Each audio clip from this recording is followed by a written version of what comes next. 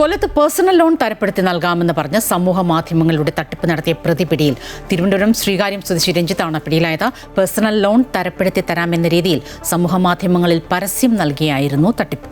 OLX ആപ്പിലൂടെ personal loan തരപ്പെടുത്തി നൽകുമെന്ന പരസ്യം നൽകിയായിരുന്നു തട്ടിപ്പ്. ഈ പരസ്യം ശ്രദ്ധയിൽപ്പെട്ട നിരവധി വീട്ടമ്മമാർ പരസ്യത്തിൽ കൊടുത്തിരിക്കുന്ന നമ്പറിലേക്ക് വിളിച്ചു.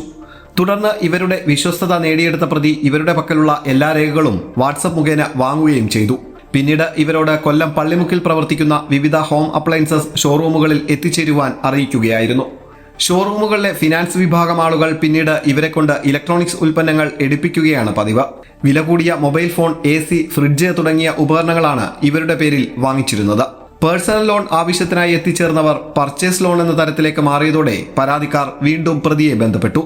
ഈ സാധനങ്ങളൊക്കെ വാങ്ങിയ ശേഷം ഇത് മറച്ചു വിൽക്കുമ്പോഴാണ് പണം നിങ്ങൾക്ക് ലഭിക്കുന്നതെന്നായിരുന്നു മറുപടി. 1 മാസം കാലയളവിന് ശേഷം EMI അടയ്ക്കുന്നില്ല എന്ന് പറഞ്ഞുകൊണ്ട് സ്വകാര്യ ബാങ്കിന്റെ പ്രതിനിധികൾ വീട്ടമ്മമാരെ വിളിക്കുകയും ഭീഷണിപ്പെടുത്തുകയും ചെയ്തതോടെയാണ് തങ്ങൾ കബളിപ്പിക്കപ്പെട്ടു എന്ന് ഇവർ മനസ്സിലാക്കിയത്. തട്ടിപ്പിനിരയായ കൊല്ലം മീനാട് സ്വദേശിനിയും അഞ്ചൽ വിളക്കുപാറ സ്വദേശിനിയും കൊല്ലം ഇരവിപുരം പോലീസ് സ്റ്റേഷനിലെത്തി പരാതി നൽകി. പല പേരുകളിലും പല മേൽവിലാസത്തിലും താമസിക്കുകയായിരുന്ന പ്രതിയെ തന്ത്രപൂർവ്വം വർക്കലയിൽ നിന്നും പോലീസ് പിടികൂടുകയായിരുന്നു. ഇയാൾ തട്ടിപ്പിന് ഉപയോഗിച്ച സിം കാർഡ്, മൊബൈൽ ഫോൺ തുടങ്ങിയവ പോലീസ് കണ്ടെത്തിയിട്ടുണ്ട്. ഇയാളുടെ പേരിൽ മറ്റ് പോലീസ് സ്റ്റേഷനുകളിൽ പരാതികളോ കേസുകളോ നിലവിലുണ്ടോ എന്നും തട്ടിപ്പിൽ മറ്റു പ്രതികൾ ഉൾപ്പെട്ടിട്ടുണ്ടോ എന്നും പോലീസ് അന്വേഷണം ആരംഭിച്ചു. അമൃത ന്യൂസ്, കൊല്ലം.